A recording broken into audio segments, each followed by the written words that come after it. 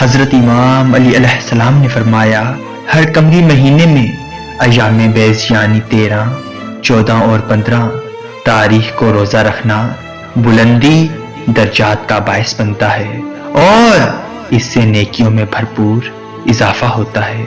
حضرت امام علی علیہ السلام نے فرمایا نفسانی خواہشات اور دنیاوی لذتوں سے بچنے کا ذریعہ روزہ ہے۔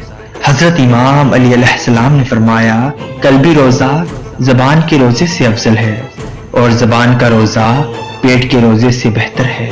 حضرت امام علی علیہ السلام نے فرمایا صدقہ عمدہ ذخیرہ ہے اور نیکی بہترین خزانہ ہے اور روزہ رکھنا صحت کی دلیل ہے۔ حضرت امام علی علیہ السلام نے فرمایا بدنی روزہ ارادے اور اختیار کے ساتھ عذاب کے خوف اور ثواب کی امید پر کھانے پینے کی چیزوں سے باز رہنے کا نام روزہ ہے۔